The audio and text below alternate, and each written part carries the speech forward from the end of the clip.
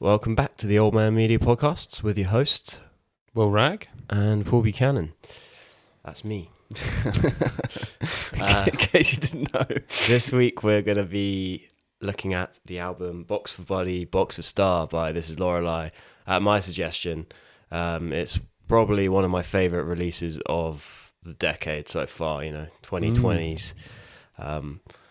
I've discovered it last year, I want to say 2025, or maybe the end of 2024, through the MJ Lenderman song, MJ Lenderman cover of Dancing in the Club, which came out as a single.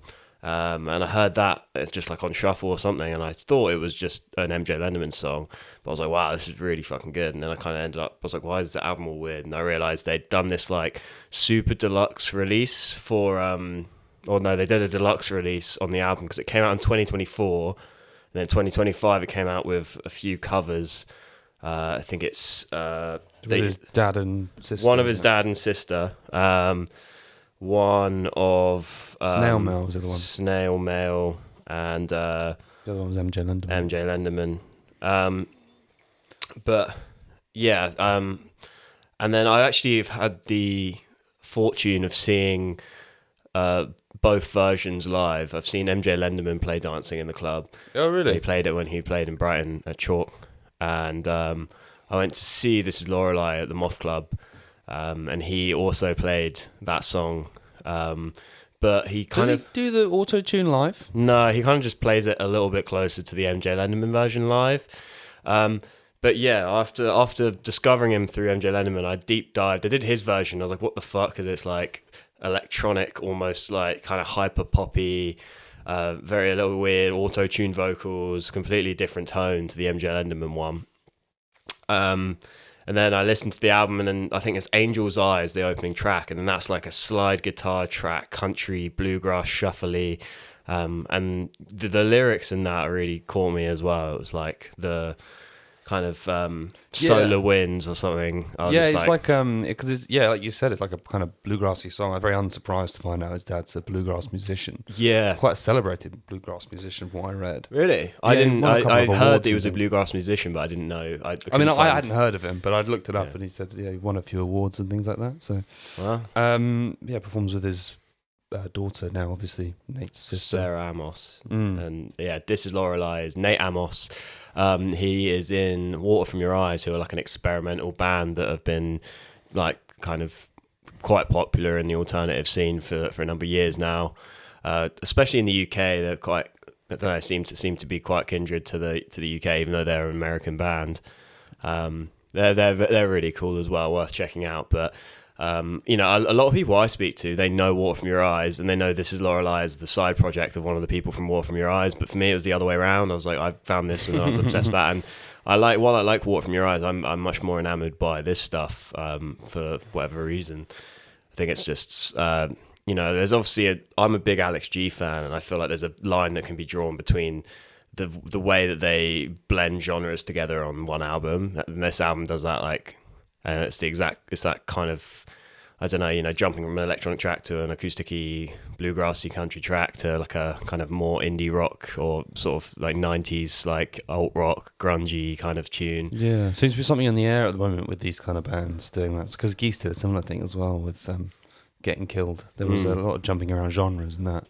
Even in songs, I thought occasionally it kind of jumped around. Yeah, I think music's been moving that way for a while. I mean, it's postmodernism, really. It's trying to be like, bend the rules a bit. I think a lot of like major albums, you've got Beyonce went country, but then again, that's her doing a whole album of sort of country tunes. But I don't know. I find country's in the air. Yeah, country. A lot of, like, it's coming back into fashion. I think Zach Bryan's a big reason for that. Everybody loves Zach Bryan now. I still haven't listened to any Zach Bryan. Yeah, I've listened to Revival. Yeah, not even that. But no, I'm more into the alt country, the weird stuff. I think whenever I hear that super like auto-tuned radio country voice, it kind of turns me off nowadays. Sierra Ferrell very soon. Yeah, we're going to see her. I'm very excited about that. I still haven't listened to any of her. But oh, really? I think you said you wanted to go in blind, didn't you, to that? I don't know. I guess so. But that would be fun, I think, to do that. But Trail of Flowers, great album, really, really good. But Box for Buddy, Box for Star. Yeah, my first time listening. I listened to it. Made probably Will listen to it today. Probably an hour ago was my first time listening. Yeah, it starts off like you said with Angel Eyes, and I listened to that. I was like, oh, well, in for a good time here. This is great. I love this. A bit of country. I love like when people take kind of Western imagery and do something different with it. Because we've been doing that sort of Western imagery stuff for like over 100 years now in pop country music, and taking it and then making it this like space age like a love song between an angel and a cowboy, I thought was really, really interesting. And what's the line in about solar winds and prairie, something like that? I can't remember exactly. I needed to get the lyrics up before we started. I've listened to that song a huge number of times, and is only researching it for this episode that I found out that there's a story in it about a cowboy and an alien. I just listened to it as like a love song with some cosmic imagery. Yeah, I will wait all alone in the solar winds until we fly again. Every cut on the open plain, all the pain in the thundering sky. Yeah, I love that kind of stuff. Just like doing something different with this already. Like, obviously, everybody kind of already knows all of this cowboy stuff. It's so ingrained in our culture, even as people from the UK. Doing something different with it, I think, is really interesting. Yeah. And then it moves very quickly into the next song. Yeah, which is called Perfect Hand, and it's, I don't know, like a dancey, I don't know, like, this is to me who doesn't listen to much like club music, but it feels a little bit like very clubby. poppy, yeah. Poppy. It's like, I really like the kind of the phone ring sound effect in the beginning that kind of pops up throughout the song, like ding, ding. Yeah, he does that a couple of times where it's almost like a false start sort of thing, and he switches it up straight at the beginning. I thought it was interesting. But with that one, I don't know, I really like the instrumental at the beginning, and then, I don't know, it's like a drum machine and it keeps going, and I get quite a bit tired of it. I don't know, it's just it's the whole point though. It's supposed to be a bit hypnotic and club music and dancey. Yeah. And I do quite like the melodies on top of that. I think lyrically it means a little less, I ain't going nowhere without my hand or some shit like that. Should probably get the lyrics up so we can discuss them, because I have a habit of like having my own interpretations or my own version of lyrics of stuff, because I mishear stuff. And even the name Perfect Hand, I have no idea what that's supposed to mean. There you go. I'm not rolling nowhere without my ball. Look at my ball, it's perfect. Oh yeah, I like this lyric though. I might crush in summer, but I love in fall. I'm pretty sure winter's perfect. There's like lots of like playful sort of couplings of lyrics and stuff. Very interesting, the songwriting, I thought. We'll talk, maybe I think we're going to go track by track, so I'll say some of it later on, but some of it I thought was very, very interesting, and like, talk about the imagery and the writing as well. Obviously there's the kind of Western, but almost, he's using angels and devils a lot as well. Yeah, which is something, as I dived into his deeper discography, it's worth noting that this is his first proper debut album release through a label, doing it all by the book in a way. But prior to this, he's a Bandcamp kind of kid where he's just got EPs and EPs and EPs, like literally labeled EP1, EP2, EP3, and it goes all the way up to like EP32. Yeah, I heard it was 33 EPs before this album. It was crazy. And they're all kind of treated like diaries, like they've got the dates on them, and there's 4 or 5 songs, and it will be like one song's like, I don't know, there's one of my favourite one of the EPs, I can't remember which number it is, but he's got a face mask on in it, so I think it's around that lockdown kind of thing. And it's got this Bring Back My Dog, which is like almost like Perfect Hand, but even more like kind of like hyper poppy, really fucking weird, like electronic hyper pop tune with auto-tuned vocals, and it's really, really just slaps. It's really experimental and cool, almost like sound collagey, like maybe like Death Gripsy twinge potentially, or like JPEG Mafia even, but like it's like an experimental nature to it. And then on that EP I think there's also a song called The Devil Took a Part of Me, which is just like a kind of more, he's just got on a guitar, bass, drums, recorded it all, and it's a really like fun song, really catchy, infectious, like guitar pop basically. A lot of it very poppy, I thought. But also remaining quite indie. But the next track after Perfect Hands, I'm All Fucked Up. I read it at first and I thought it was going to be a cover of that Warren Zevon song. Have you heard it? My shit's fucked up. No. That's a good song, but obviously it wasn't. I mean, I'm sure he probably is aware of. I feel like he's the sort of person who has like immense knowledge of music, like in all genres. It's really funny actually. I saw a Pitchfork interview of him, and it's like they kind of rattle off like favorite album, blah, blah, and he talks about his favorite album being Tool album. Really? Yeah, he's like, and I'm like, I don't know if it's a bit or not. And there's also a thing with Water from Your Eyes, like they did a covers album and they did a cover of How Bizarre. They did a cover of Scar Tissue, but the guitar's almost like bordering on shit. Like it's just like that kind of pavement slackery kind of guitar playing, but and apparently they used to play Red Hot Chili Peppers covers live in Water from Your Eyes, which feels like they're trying to be kind of post-ironic about it. A bit tongue-in-cheek, but it's also, I don't know, it's also something to be said about casting a very wide net over everything. Yeah. And taking in as many influences as you can, and not thinking anything is below you just because lots of people listen to it. And like I relate to it because I learned guitar through learning loads of Red Hot Chili Peppers songs. Like I generally think that like I wouldn't be the guitarist I was today if I hadn't done that when I was younger. Like that was like, for me, that's like learning your ABCs, like learning how to play Scar Tissue and Under the Bridge. Yeah.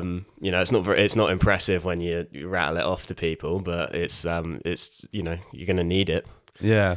But yeah, the song I'm All Fucked Up. So I've listened to this album like on repeat for like over a year. Had a little break from it and come back to it for this episode, but I'd never looked into the backstory of anything. But the album was apparently released as, or written and released as he was getting sober. He had the story goes that he'd kicked like basically weed, which he was probably more addicted to, apparently, according to the interviews I've seen, and amphetamines and all that, and he was just drinking.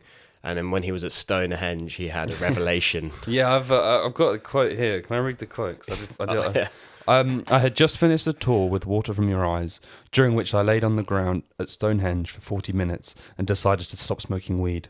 Initially, this album was just a challenge to make music without getting high, and I was worried I wouldn't come up with anything at all. I isolated myself from pretty much everyone and wrote songs all summer. I was pretty broke and significantly depressed, but also in a sort of healthy mental demolition mode, trying to reimagine how I wanted to move forward with my life.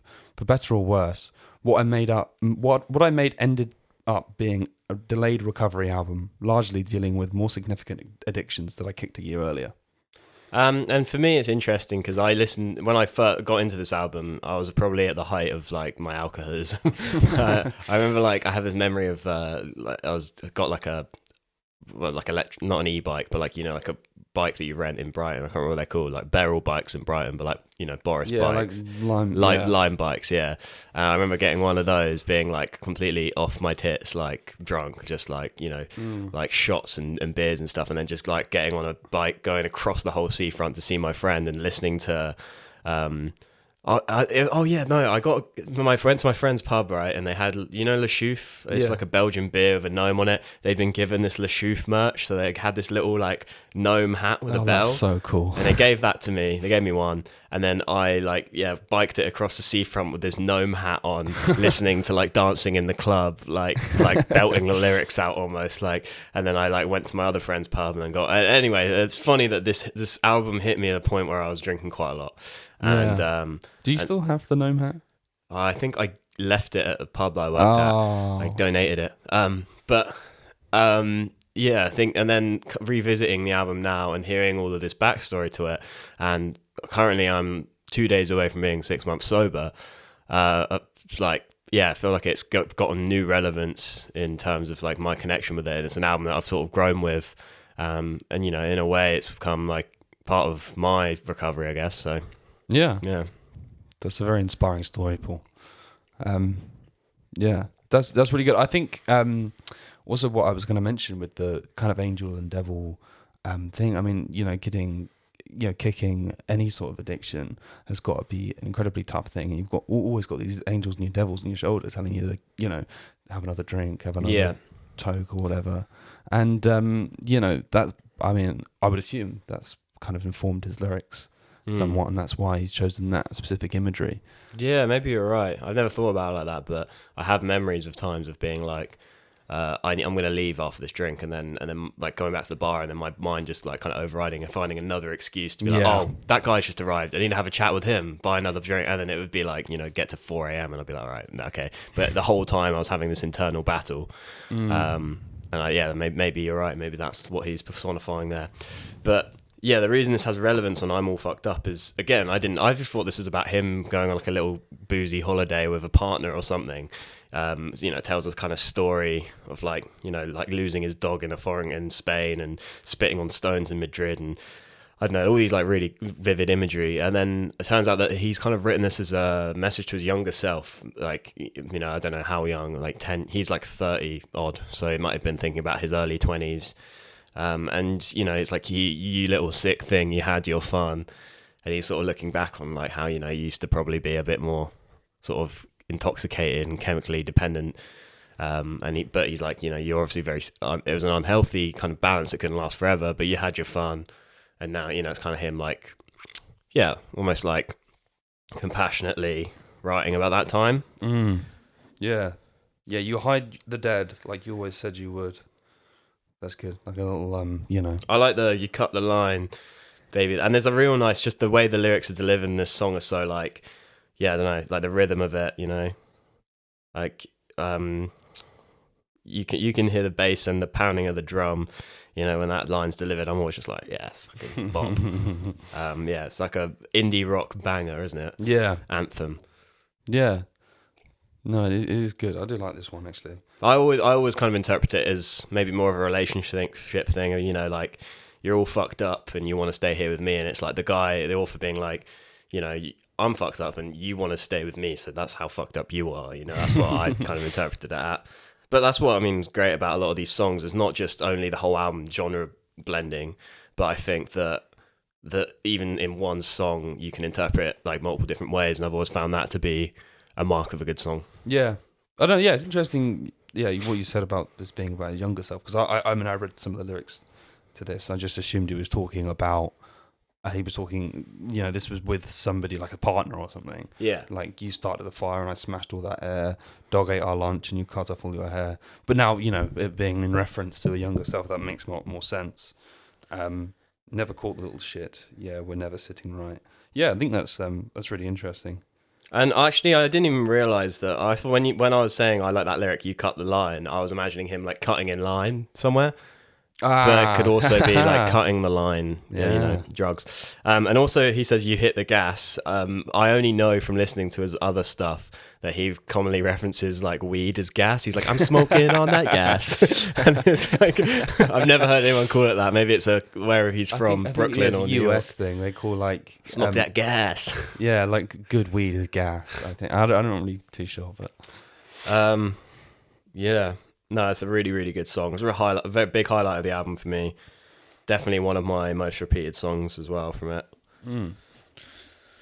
Next up, the one you've already mentioned. Dancing in the Club, yeah. I have some pretty strong...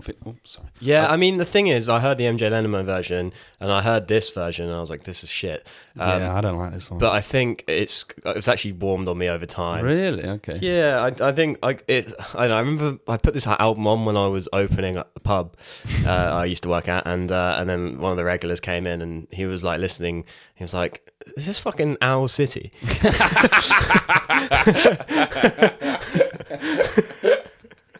And then I felt instantly embarrassed. I was like, "Oh man, I thought this shit was really cool, but this is all experimental, man. It's experimental, man. It just sounds like Owl City." Unfortunately, like underneath it's not packaged in a very pretty way, but the lyrics are insane. Yeah, I mean, this is what I was going to say. I mean, the lyrics are good, but when they're delivered with that stupid auto-tune, I just can't. I love today. I can't stand it. It really grates me. Have you listened to the MJ Lennon version? Yeah, I did listen to that as well. I much prefer that one. But yeah, like I didn't even know until, again, researching for the podcast, but the lyrics, you know, there's like, I know it's only cards, but I feel your heart in spades. While you were dancing in the club, I gave my diamonds all away. So it's diamonds, club, heart, spades. Very, again, just playful, fun. That's what I love in music. You know, I spoke about how Blonde on Blonde is my favorite Dylan album, and you know, maybe it's too early to make a comparison like that because Bob Dylan is just like Jesus in my mind. But that kind of lyricism is like I value so much, because I've been listening to that song for over a year, and I've only found out that's what he was doing. I was like, it's like Easter eggs hidden in the song. But yeah, I mean, like, I do kind of shy away from calling somebody like Bob Dylan-esque, because I think it's just overused. Everyone says it all the time. But no, I do see what you mean here, like with the some of the writing. I mean, there was a song later on, An Extra Beat for You and Me, and I looked to the lyrics to it, and all of this like religious imagery and stuff like that, and I was like, it kind of almost seems like it could be a John Keats poem. It's really interesting, and I think in that way, it could be very similar to Dylan. And it's funny, even like harkening back to what you were saying about Angel Eye, with like him reimagining these old cliches. It's like, not that we are going to say that he's modern Bob Dylan, because we would never be that idiotic. But that's what Dylan did. He reappropriated stuff, folk songs and imagery, and made them more current. And you're looking at a very different modern day music climate. But I think like if you're gonna do that, like if you can say someone is doing that, then you could give him some credit on some of the songs on this album as being, because like. Yeah, I feel like with all of the crazy music and vast influences that are going around, he does, channel a lot of it into the music, and it in that genre bending way, and it works, and the lyrics as well. Like this Dancing in the Club could also be like a, I don't know, like a pop, done by a pop star, Yeah, I mean, Dancing in the Club like itself is Rihanna. It could be Diamonds. What was that Beyonce song? Shine Forever or whatever. Shine bright like a diamond. Shine bright like a diamond. I was dancing in the club, gave my diamonds all away. And yeah, there's a thing about him. This is Lorelei. He's getting coined. I don't know if it's a promo thing as well, but it's like your favorite songwriter's favorite songwriter. And then the fact that I even found out about him because MJ Lenderman did a cover. I'm sure other people found out because Snail Mail did a cover. And they've done this super deluxe album now, which I just pre-ordered today because I got paid recently. So I was like, fuck it. I went to a record store to try to find this today, but I couldn't find it. In England, it's not very high distribution, but yeah, I've ordered the double album. So it's basically the album and then the other side, the album again, but with all these covers. Waxahachie does a cover. Oh, that's cool. Someone, Power Snatch, whoever that is, I just remember that name. And Jeff Tweedy from Wilco does a cover of My Boy Limbo. He's always covering songs. I was listening to a Graham Parsons tribute album. He was on there. Wow. Yeah, he did a Cameron Winter Love Takes Miles. Oh, did you really? On his Substack. Yeah, he does a few covers on there actually. It's well worth following. But yeah, I feel like people are like saying because he's songwriters can cover him and it's still really good, but then I'm also like hesitant to use that kind of branding and promo of like he's your favorite songwriter's favorite songwriter, because then it kind of just like I just think like songwriting is all about putting your own kind of world vision and point of view and your own perspective into like art and music, and I think that's all he's doing. He's doing it very well. I don't know, it depends how he views songwriting. He views songwriting as a way to get these kind of ideas about angels and devils and death and reinventing yourself and things like that, and making it accessible to a wider audience, or doing this thing of being your favorite songwriter of this is like almost objectively good songwriting, but maybe not, you don't know him because it's not as widely. And I would assume if his other project is an experimental band, it's probably the latter. But I mean, I think I don't think that, not to say that that's bad. Each of them have their own merits and everything. I don't know. I just think that because I heard him talk about how This Is Lorelei is a way of him to get his personal stuff. It was a personal diary, throwaway to begin with. And, I think like, I do think that like, even though I've listened to this song, all these songs, I've had my own image of everything. And then I'm reading about it and learning that there's actually a lot of personal meaning in it for him. So I do think he's kind of hit that really nice balance of it being like, you can enjoy it without knowing what it means and knowing the backstory of it, but then it also is something that it means something to him and has like a real place in his life, whether it be like getting sober or, fighting these demons, and I don't know, just like, reckoning with his younger self, and, his past. Mm. But yeah, after Dancing in the Club, you got My Boy Limbo. It's got Yeah. the kind of like harpsichord, Yeah. piano intro, quite like a low key. And also, yeah, again, I think it kind of because it's like a sort of piano-y ballad, it really shines through as a little Elliott Smith influence, I think. Oh, like really? That You think? kind of like almost Baroque style kind of piano playing that you get on some of the like Elliott Smith piano ballads on like, EXO or whatever. But yeah, it's got like a quite sentimental vibe to it, My Boy Limbo. Yeah, more religious imagery as well, Limbo. He also uses dogs a lot in his imagery. Obviously, like in All Fucked Up, he's like talking about his chasing his dog down a street. And there's that song I mentioned earlier on earlier EP called "Bring Back My Dog." And then I don't know if Buddy, because I used to have a dog called Buddy, so sometimes I think Box for Buddy, and then that's like a dog's name, and then Box for Star. I'm like, is he talking about his dogs here? Yeah, that's an interesting thought, because I did notice that as well, that there was a lot of mentions of dogs and things. And I did wonder, because, I mean, Buddy can be a guy's name. I guess maybe it's more common in America for a guy to be named Buddy, but that feels like a dog. Well, I guess because I knew your dog. A guy called Buddy guy. Buddy Holly? Yeah. But I've never met a person called Buddy. That feels like a dog's name to me. But one to keep in mind when you have your first child. Call him Bud for sure. But the lyrics. I'm a believer. That's my boy Limbo, and it's like that's my boy Limbo. It kind of like feels like something you'd say to a dog. Yeah. Yeah, I know that's interesting. Actually, it reminds me of the Bukowski quote I have. Oh yeah, love is a dog from hell. Yeah, Limbo. Hell. Yeah, it's interesting.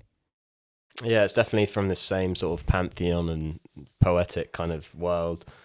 In terms of like, the way that he embraces some of the dark elements of life, like romanticizes the darkness, I guess. But yeah, I don't know. Have you got anything else to add on this song? 'Cause it's a nice song, but I think it's out of all the ones on the album, it's maybe the one that I've got the least to talk about. Yeah, I don't really. I mean, I don't know.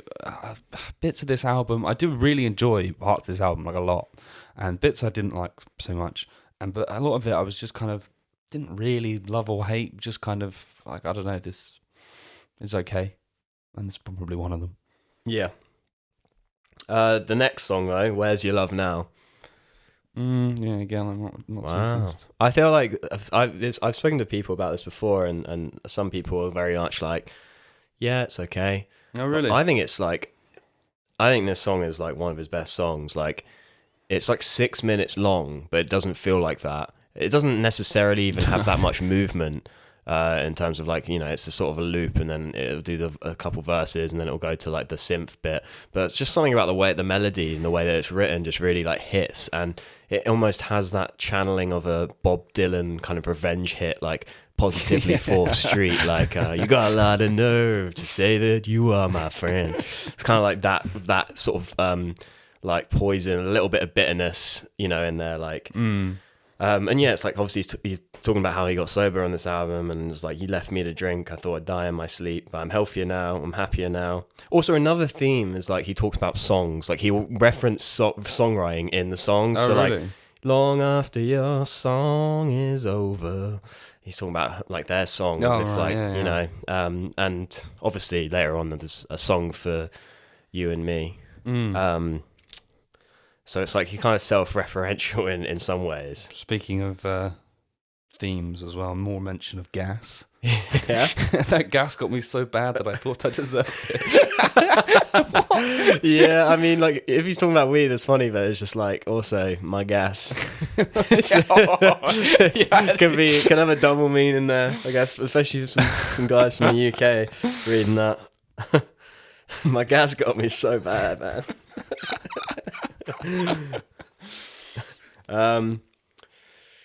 Yeah, and I do just like, I don't know, some of like, I'm gonna let me be angry. It's kind of like he's bottled up stuff up, and it's coming out on this track, and like, where is it? Like he's gonna let himself be selfish, and it's like, it feels like he's kind of going through a stage of grief in terms of like a breakup or something, and finally being, I don't know. They say you've got all these different stages of grief, and this feels like it's embodying the anger stage, Yeah, I don't know. I mean, it's a little bit of a, if I wrote this song about someone, you'd probably sometimes feel a little bit like, did I go too far? Because it feels like it kind of borders on a little bit like, but yeah, one little gripe I do have with the songwriting, and I think he does it on Dancing in the Club. It's a little bit fucking woe is me, a little bit, and I don't love it when people. What's one of the like chorus lyrics on Dancing in the Club? It's after the Steely Dan lyric. Oh yeah, I was going to ask if you caught that. Yeah, I did. It's a reference to But Shake It, that's not a Steely Shake Dan. It is on something Sisters on Babylon Sisters. Shake It. Yeah, he's singing Shake It in the Rain.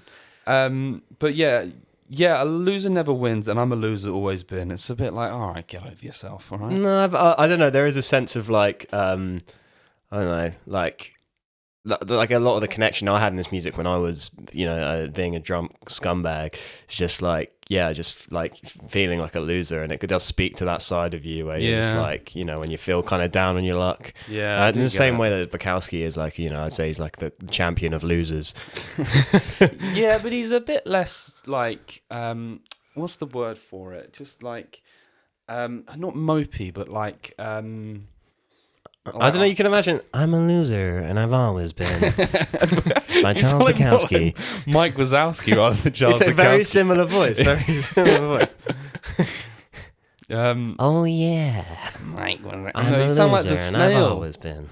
Mike Wazowski. While you were dancing in the club. Yeah. No, I do hear you. It can be self-loathing, maybe. Yes, that's the word. That's definitely underpins a lot of it. I don't think you could accuse Charles Bukowski of that. Like, I don't think he was. You could. Really? I wouldn't see it as self. He doesn't. He knows that he's like a fat, useless bastard sometimes. Yeah, but I don't think he dwells on it though. I don't know. I don't know. Like, I've always thought that was kind of like his whole thing. Yeah. Just being like, I'm. He kind of like just is a useless chud, and I think he impresses people by how little he gives a shit. Yeah, it's the vibe you get when he gets hired by the post office. But I would like to do an episode on Bukowski. Yeah, that'd be interesting. You said the other day you bought a book about him. I've got these. I got this thing. They're called the Charles Bukowski tapes, and they'll record. The reason I was interested in them is because I was looking into it, and it was about how towards the end of his life he sort of renounced a lot of his old like drinking ways, and he's kind of like, I know it seems cool at the time, but I don't know, it's like him kind of being like a little bit less, because he used to sort of wear it quite proudly as like, I'm an alcoholic. It's a little bit more like, regretful. So I was interested to see that side of him, but I was thinking we could watch it together and do a pod on it. Next song after My Boy Limbo, after Where's Your Love Now? The title track. The title, the epitome, the eponymous title track. Box for Buddy, Box for Star. I love this song. I think it's really, really good. Really nice, fun vibe to it, Yeah, it does feel, very quite poppy. Dun, dun, dun, dun, dun. There's like a sort of video game synth on it. It feels like almost like a 70s like pop song or something. And I like the way there's like vocals that are kind of like recorded like away from the mic, like that it comes in and it's like, buddy, it broke me, and it's like, and then that actually comes in with like close mic'd, again, I don't know, it's kind of hard to know what this one's about. Some more Angel. Yeah, clipping my heels, flicking wings in the ash. Look at that forked tongue on you. Yeah, a lot of so much religious imagery. Do you know about his? My buddy, he bit me. I still feel his teeth. That's where again I'm like, there's a dog. I would assume if his dad's a bluegrass musician, he grew up quite Christian. Maybe you don't know. I don't know. I feel like now this is complete like conjecture. We love that on this podcast. But I feel like I read that he was brought up Mormon. Oh really? It's one of those where I could have dreamt it. Who knows? There's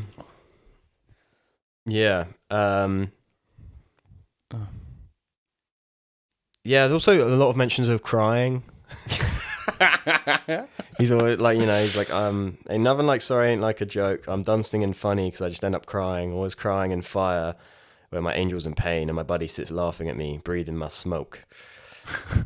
He does have this kind of like street lingo that he refuses to give up. It is interesting. Like, I do really like that people do that. They merge these two things, like the religious imagery and the like you say, like street level, like smoking weed with your buddy kind of thing, and then mixing the two, like the highbrow and lowbrow cultures kind of intertwining, and I think that's really interesting.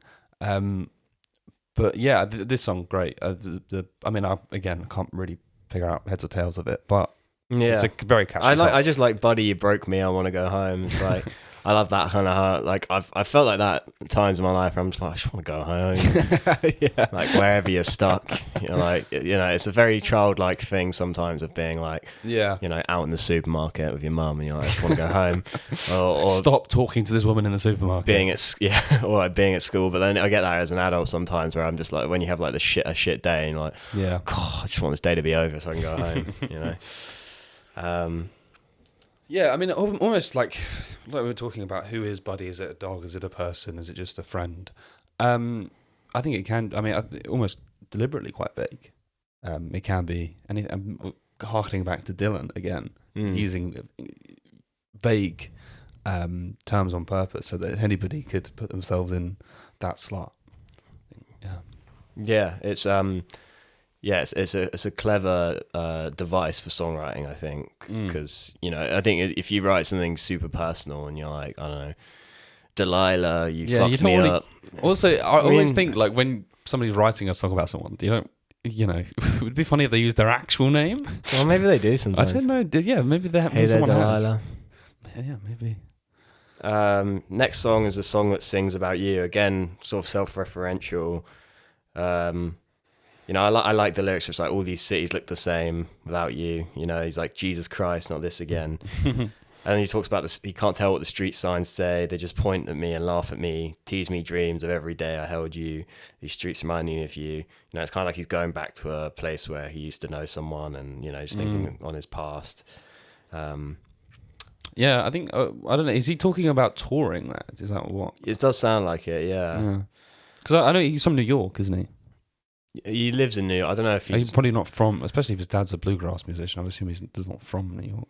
Yeah, but I'd like to look it up actually where he's. I would imagine that if you got your heart broken in New York, the city would feel incredibly oppressive. Yeah, I mean, it says he's credited to being a songwriter in New York, but does it have where he was born? Doesn't have. Origin, St. Johnsbury, Vermont. Vermont? He's Canadian. Vermont. No, south Vermont's of the not. Canada-US border. Yeah, no, Vermont's not Canada. I get that mistaken sometimes. Bernie Sanders' state. It's very, very close though, isn't it? So yeah, kind of rural, northern, mountainy, kind of near New England. But yeah, in this song that sings about you. There's the riff, da da da, and it's from. Is it The Boys Are Back in Town that does that riff? Is it? Yeah, okay. As you're doing that, I thought that sounded similar. Or Baba O'Reilly as well. Oh, yeah. It's a very common chord thing. Yeah. But it's. Oh, do you know what else it is? That I noticed is from. There's a Shane McGowan. I'm not sure if he was referencing this because it is just such a common thing. But Shane McGowan's song does it as well. Oh yeah. It's Haunted. I Want to Be Haunted by the Ghost. It's like his first solo record. Oh, I haven't listened to it. It's like I listened to it and I was like, this is a bit cheesy, but it kind of slaps.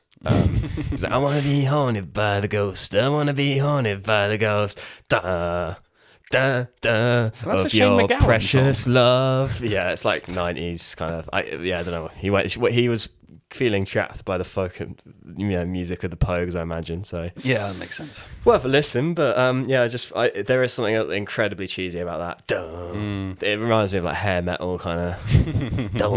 But again, it works in this song, I think. And there's a reference there. He's talking about the Purple Mountains, which I always wondered if it was a reference to David Berman. I was going to say whose last project before he passed was called Purple Mountains. Yeah, you can imagine that taking some influence, certainly from David Berman. Yeah, but then there's some really beautiful poetry in this song. I feel red while the rain eats days. Like I don't know what that means, but it's cool. Yeah. and he's talking. I guess like the whole like thing of this, a song that sings about you. He's talking about how he's hearing a song that sings about this person in, through visiting the city. You know, each melody is a mystery to him. It's a secret song they sing to me about you. A song that sings about you. So yeah, it's quite sweet. I haven't listened to the cover yet, but apparently the cover is by Mama on the deluxe version. I saw Mama supporting Alex G in Bristol, and that was my first introduction. They're really great, kind of like 90s-y, kind of that vibe of like alt grunge indie kind of stuff. So be interested to see what their version of this is like. In Bristol, did you say? Yeah. Oh, right. Because I remember we saw him in Brighton, didn't we, Alex G? I've seen Alex G, he might be one of my top artists I've ever seen live. Oh, really? How many times have you seen him? Apart from like a local band or my friend's band. I don't know, like it must be 4 or 5 at least. Really? Yeah. Saw him in Brighton 2 times with a band, once acoustic. Got a picture with him.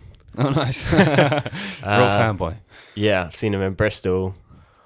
I've seen him in London last year on the most recent tour. And I'll probably see him again. I think he is just like, unfortunately, he's my favourite artist. Unfortunately. That's why I'm so insufferable. Well, I didn't want to say anything. The next song on the album is Two Legs. Yeah, I very much like the sentiment of the chorus. If you needed legs, I'd give you mine. Yeah, that's. I'm not going to claim authorship on this. When I was reading a review for the album, they mentioned about how a lot of the lyricism is quite straightforward and plaintive, like romanticism, but it kind of pulls off in like he pulls off the sincerity of it. I think this song, if you needed 2 legs, I'd give you mine. That's probably because his dad's a bluegrass musician. That the sincerity is huge, and sounding sincere and sounding honest is a big part of country music. And I would imagine he gets that from his father. Just conjecture again, but I think this song is probably the most Elliott Smith infused. Oh yeah, for me. Just the way he even like sings it, you know. And maybe like because he does say baby in this song, and I feel like Elliott Smith would never do that. But there is something about the melody and the way it kind of carries along. I've always found it very like Elliott Smith style. Have you listened to the Snail Mail version? I did. I wasn't a fan. Yeah, I'm not a huge fan of Snail Mail. Mail. Not to be haters or anything, but I'm not a massive Snail Mail guy. I've just thought they were kind of okay. Like boring indie sad music. Not really my thing. Yeah. I love indie sad music, but it's got to be interesting. Just her vocals, I don't really think they're good. What do you think of Phoebe Bridgers? Some of the stuff's alright, but again, some of the stuff, like I think there's one Phoebe Bridgers song which the first time I listened to it actually made me cry, and very few songs have made me do that. Kyoto. No, not Kyoto. It's something off of Punisher. Motion Sickness? Funeral. Oh no, was it Scott Street? No, I think it was Scott Street. Never heard it. Oh shit, I can't remember. It's something on Stranger in the Alps. I listened to that, and there is a line in it about, I think she's in her younger days she'd broken up with someone, and then she'd met up with them again a few years later at a funeral or something, and it was like, I don't know, something about the passing of time and not being able to hold on to things, you know, and everything slipping away, and you know, we're not doing those things we were before, and all of this is temporary. Just, I don't know, really. Anyway, enough about Phoebe Bridgers. She's back again. Oh yeah, you showed me. Lost Boys, the new song. It's pretty good. I haven't listened to the thing. I just saw the clip of the RuneScape. It includes one of my favorite games of all time, the MMORPG RuneScape, but the old school RuneScape, which I've recently been revisiting. But I've quickly come to realize that I don't have that time in my adult life. You know, it's quite hard to juggle a podcast and a job and a music, as well as being a sweet ass RuneScaper. Yeah, if I can make it happen, I've never played it. The one thing I do know about it is it takes a hell of a lot of time. If we could get sponsored soon on the podcast, that'd be good. So I've noticed we've got quite a surgence of American listeners. So oh, really? If any of you American companies are listening to this and want us to plug, you know, get in touch. I will plug anything. I'll sell my body to you, like penis pills. I don't know, anything. I'd love to do a Blue Chew. Yeah, that's the one, Blue Chew. Yeah. I feel like maybe our audience need it the most. Old men. That's the audience. That's how we get you. So yeah, Two Legs, the song. Enough about penis pills. Yeah, but if you had Blue Chew, you could have 3 legs. See, it writes itself. Oh God, very good. My brother said, I don't believe, he opens up with my brother. And I'm like, is that a friend? He's like, my brother. Or is it his brother? He's like, I don't believe in love. Heard him say the same thing twice before. I hear that pain. I got those wings inside. Again, sort of angelic, kind of symbolic symbolism. Symbolic symbolism. Yeah. My heart's so full of pain I could fly. Yeah, reading out the lyrics can be a little wishy-washy, but yeah, it does in the delivery of the song. It's better if you listen to it. Trust me. Yeah. But yeah, if you said you wanted 2 days, I'd give you 5. And I like that. Ain't nothing gonna make me cry. I will not cry. That's like a nice little. I did like this one actually. Something about sincerity in songwriting and in delivery. I'm kind of a bit tired of like the irony that kind of has plagued a lot of songwriting over the past 10 to 15 years. And just always, I'm always a big country fan. So, sincerity's always been a, something I really appreciate in songwriting and delivery. Yeah. Yeah, and again, I tried to stop him, but my brother got too high. Was he doing like a sly entendre, or he's like talking about his brother flying, my heart, and he says again, my heart's so full of love that I could fly. If you, oh my love, you said you wanted 2 weeks, I'd give you 9. Nice little rhyming couplets. It's better if you listen to it, hear me describe it. That does bring us to the last track of the album, which I like the fact it's an extra beat for you and me, and it kind of has this like false start, and then the harpsichord. When I went to see him live at the Moth Club, he had this harpsichord on like a track, and he just played it throughout the whole set at random points. And every time I was like, "This song's gonna come up," and I was like, "No." It was just like I don't know, not maybe just like using it to kind of like. Yeah, he does that false start 3 or 4 times on the thing, doesn't he? Yeah. I've pulled up the lyrics of the song, but it says it's giving me a weird album cover where it's just like him holding up a bit of paper that says "The New Booze." What? Yeah. Let me see. Pull that up in post. Oh, that's strange.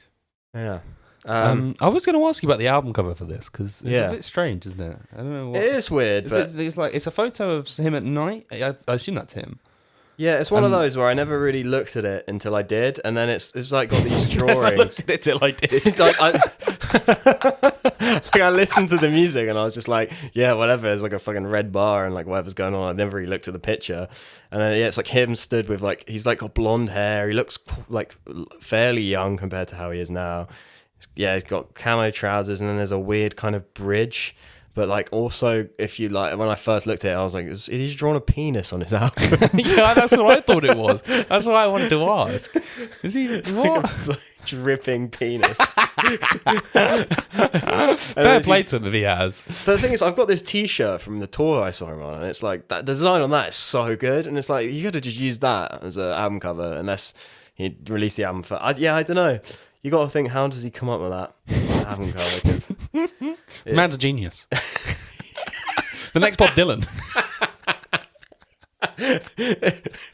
It's like you think it's a penis, but it could also be interpreted as like a bridge. So could be angel bridge, wings, if you will. If you're having trouble bridging your penis, take Blue Chew. So an extra beat for you and me. I really, really like the song. It's very just like, feels like draws from his EP stuff of just like infectious guitar pop. Ding, ding, ding, ding, ding. It's very like simple, catchy guitar riff. I like it. Again, Satan imagery. Satan gave my wings, and talking about his wings and his angel, and I feel like gets to the point earlier in the album we're able to draw a line. I'm like, I hear this story about how this is about this, and like in his personal life, and we're interpreting it as well. And then I feel like towards the end of the album it gets more and more obscured to where I'm at the point I'm like, I have no idea what this is about. Maybe he doesn't even know. Do you know I assume this is on the Super Deluxe version, but he's got Tim Heidecker on it? Yeah. That's crazy. I haven't heard that yet. We should listen to that after this podcast. I think. Yeah, we should. Yeah, I've ordered the album, so if it's shit, then I forgot. Like, I'm pretty much right now of what I've listened to. I think I've only listened to Angel's Eye, Bob and Sarah Amos version, which is that's quite good. Sweet. It's just like it's not very different. I like the one thing I'd say is a draw on that song is that he does the falsetto and baritone himself, and he's switches up. I'm not really a big fan of that. I prefer to have I like the callback of like the call and response. Call and response. That's it. Father and daughter doing it. I think it's quite nice. Yeah. Yeah, I like the lyric on extra beat for me and you, or for you and me. All my pain can do is sing, or as is his plain bows in the wind. All my pain can do is sing. Again, Bob Dylan, blowing in the wind. And I'm singing in my room, drinking blue lights from his dreams. What does that mean? Genius says it's possibly a Mazzy Star reference. I always just thought that I know that from some interview I've seen of him, or maybe it's him getting sober. When I saw him live, actually, he was drinking Red Bull. Red Bull gives you wings. Man, the wings thing. Product placement. I think he loves energy drinks. He definitely, if you looked at the guy, you'd be like, that guy loves a Monster. So I'm like, maybe the blue lights he's drinking in his room is, you get Blue Thunder in this country. You get sounds like a own brand energy drinks from from off licenses and stuff, Yeah. Red Thunder, a little blue light.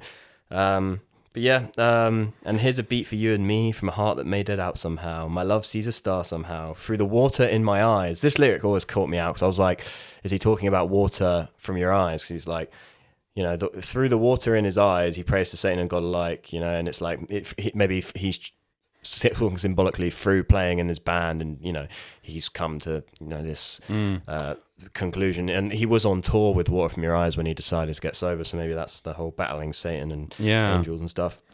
One thing I really like about the lyrics on this is that it opens up with Satan gave my wings to some mother's son instead. Yes. And then later on for verse 2, he's flipped it and gone, Satan gave my death to some kid out in the wings. I really like that, I'm almost in conversation with, again, his earlier self. I always heard it as well.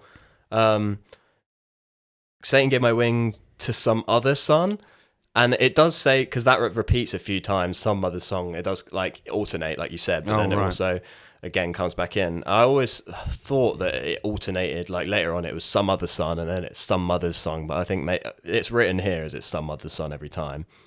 But yeah, some kid out on the wings.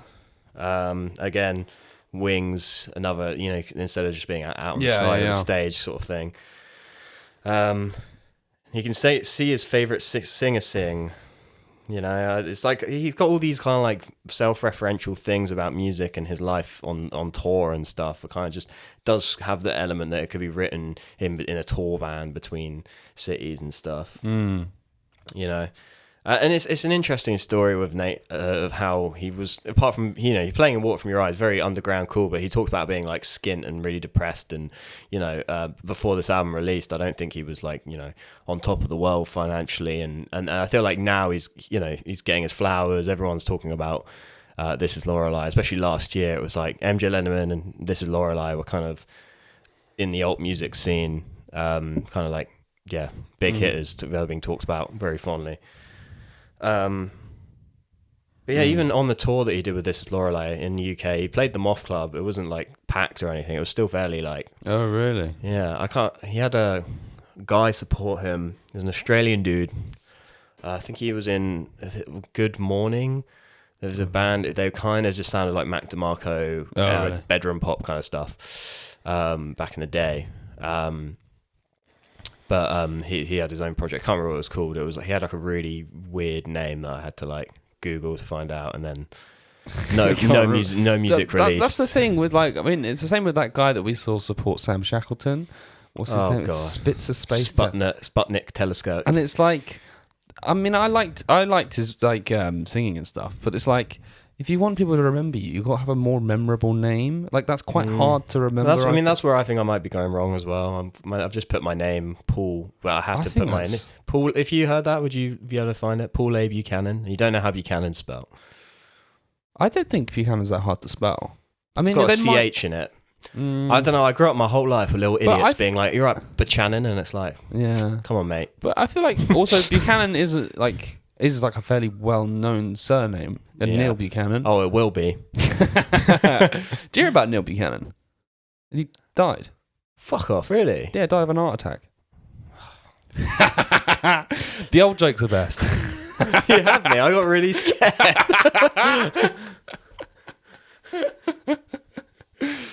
Neil Buchanan, love to have you on the pod sometime. Yeah, reach out. Dad. I told everyone at school he was my dad. Oh, really? People believed it, yeah. Again. The name also, sorry to cut you off, but the name, This Is Lorelei? Anything? Yeah, it's a bit strange, isn't it? Because it's... I've- I thought I heard it, and I thought... You know, like on Spotify, you got those mixes. Like, this is, colon. It's like, this is Lorelei. And yeah, it's very... I think there's already someone called Lorelei, but they've been... they used to be bigger than This Is Lorelei, and I think now they've been overtaken by This Is Lorelei. So... but yeah, I don't know. Do you know what Lorelei is? No.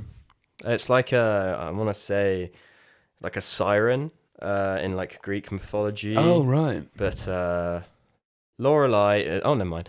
Oh, see. Oh no.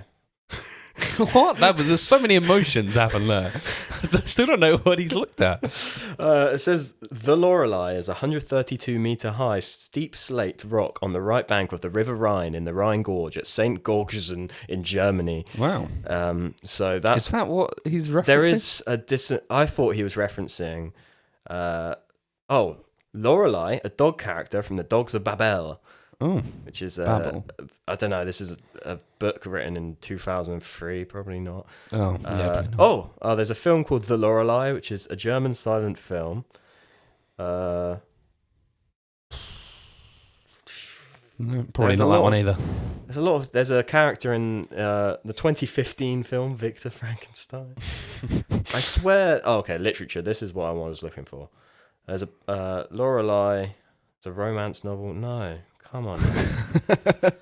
I thought it was like a mermaid or something in a certain... like the Odyssey or something. Yeah. Let me just type in Lorelei mermaid. Lorelei mythology and meaning. Here we go. Lorelei, legend of a beautiful maiden who threw herself into the Rhine River in despair of a faithless lover and was transformed into a siren who lured fishermen to destruction. The myth is associated with a large rock named Lorelei. I mean, maybe he was moved by the Stonehenge. Maybe this guy's just got a thing for rocks. He loves stones, yeah. Loves gas and stones. The two things I know about Mr. Amos now. Yeah. Loves weed and loves We've gone stone. on a bit of a tangent talking about this last song, but it's just one of those where it's like it's better to just listen than like I feel like there's some of this song that you can dissect, like Dancing in the Club, and you'd be like these lyrics and blah blah blah. But then this one is just like it's just a bop to listen to, I think. What, the last song? Yeah. Yeah. I think it's good. And I like the way at the end it cuts off and then you hear that kind of harp. Ding, dun, dun, dun, dun, and then it comes back in and it's like an extra beat for you and me, and it feels like a little homage maybe to a lover or to the audience and whoever he's writing with the song in mind. So cool. what did you think as a first time listener overall of the album? And I thought it was a real trip. Like it goes in one direction, then in 180 into a different direction, and just does that throughout the album. And there is a certain amount I really appreciate that, and then he has managed to thread it all together in a way that does feel cohesive. And it doesn't feel just like completely janky. Do you know what I mean? Like not like you're just a whiplash every time it changes track. But it's still there are. I mean, I'd probably give it another. I listened to it the first time because I listened to it twice, and I was like, kind of most of the time, I was like, oh, this isn't really, because I was promised a bluegrass album on the first song, and I was like, oh, I'm not really getting that. And then throughout I was kind of a bit like, oh, it's not quite what I wanted. But then I listened to some of the songs again and I was like, oh, actually, no, these are pretty good. Especially the title track. I thought that was great. Really good. But Dancing in the Club's still a big no from me. It really grinds me listening to that. Yeah. Well. But I'd listen to more, for sure. You might not get it yet, but your grandkids are going to love it. Dancing in the Club's going to be played at the school disco, mark my words. Yeah. No, I mean, yeah, it's been cool to revisit this album because for me it was a big influence on me last year. And probably I'd say as a songwriter, he's definitely someone who's influencing me to like pull my finger out and actually just do it. I think for his like just releasing EPs and EPs and EPs, and like I'm realizing like that love of the craft and the grind set. No, just like doing it, man. That's what it's all about. And I think, you know, he's being discovered now. He was, you know, still just as talented a musician in his merit back then. I just think, you know, I think you just got to do it, baby. Love the game, you know. I have a story you'll like. As I was listening to this song earlier, my brother came through and he went, "Oh, is this Paul you're listening to?" Fuck off, really? You did, yeah. That's nice. I mean, I don't think I have that same voice. No. Well, I think it's similar. Yeah, to be fair, we have the dulcet tones. When you know, one thing I would say, not that I like to dog on other people, and I'd dog on myself. You know, in the same way, I relate to him, is that he wasn't like a great singer live. Oh, really? And I'm like, yeah, it's kind of like me. He's like a bit, you know, a bit patchy, but you know, that's why I like him. I think his vocals on the album aren't great at points. Yeah, but he's got that kind of like low, which can be a very like hard thing to pull I think off. you just have to make the song work to you. Do you know what I mean? Which I think he does some of the time, most of the time, in fact. You know, sometimes you just got to put auto tune and have some like a ridiculous goofy amount of little auto-tune. synth. I will see you today. Fireflies. Yeah, no, it was nice revisiting it after, you know, I sort of rinsing it last year. I used to go on runs to this album a lot. I thought it was really? Nice tempos and different vibes and beats and stuff for runs, you know. Gets you pumped. Yeah, I can imagine so. You know, little breaks in between and the ballads. Yeah. Cool. Oh. All right. Well, next week we're not sure what that'll be yet, but it'll be good. Hopefully, see you later. It'll be mega good. Mega good. That's a promise I don't think we can keep, but it'll be so good. My mental faculties are like, oh, you can't even imagine how good it's gonna be. Oh, it's gonna be good. He's promising a lot here. So we don't even come out with an episode next week because we can't actually deliver on this. All my media will be taking a short hiatus next week. Nah, it'll be good. God, it's hot in this room. Are you not boiling? I thought it was supposed to cool down now. Oh, Christ. I like the heat. See you next week.